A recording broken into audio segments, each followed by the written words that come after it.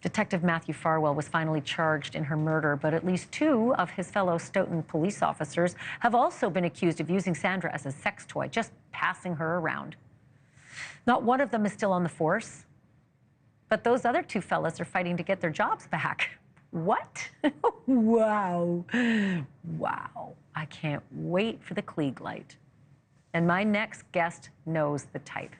In 2020, Austin Handel was an officer in Dunwoody, Georgia, a suburb of Atlanta, when he was fired after helping expose a sexually abusive superior.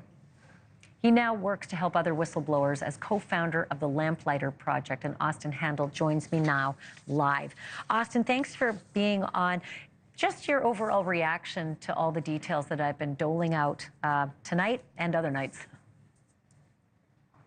I'm just shocked by the fact that this is even a problem. The fact that someone that was so full of life and so beautiful and so trusting of the police force was subjected to such heinous and terrible crimes. And it never should have happened. And we have to create systems to ensure that they don't ever again. Austin, at least 3 cops are alleged by even the police themselves in an internal investigation to have sexually abused this girl, right? While she was a girl. She became an adult. But this went on for almost a decade, right? But there might have been a 4th. And all I keep thinking, is this an aberration? Is this just this police department that's such a scumhole? Or do you think that this is more widespread than most people want to believe? I think we have a problem across the country where there is not a great system in place right now for officers to report misconduct, even for younger officers, especially that see misconduct happening from their superiors or from veteran officers. They are quickly retaliated against, like I was in our city, and they're pushed out of the policing profession forever.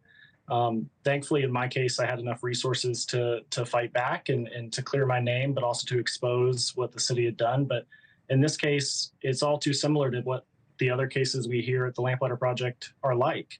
I want to Officers have no... You know, I want to just be like on the record as we have this conversation. I am a huge supporter of police officers, even the ones who've given me tickets, because I think they do heroes' work. They put themselves in danger every single day. They get spat on, they get sworn at. You just need to watch one episode of On Patrol Live to see just how awful people treat them and how dangerous their every day is. So I'm a huge supporter. And I know that people allegedly, like these guys, are bad apples. But I am fascinated when you say that the system is hard for the younger cops to tell on some of these bad apples.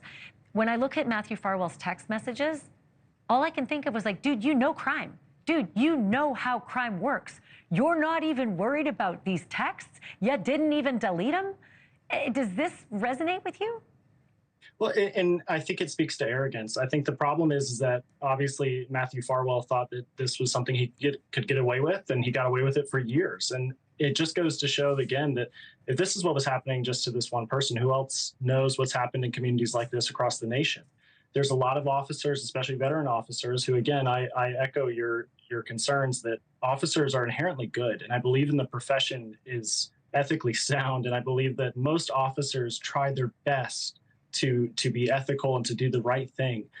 But there are police officers among us that they protect themselves, they protect each other, simply because they've worked together for so long and they think they're a family. But in reality, we're supposed to protect and serve the public, but there was no protection here, and there certainly was no service to the public in this. Well, we'll see, right? Because the service may be coming now.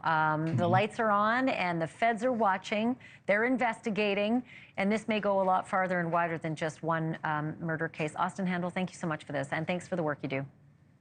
Thank you.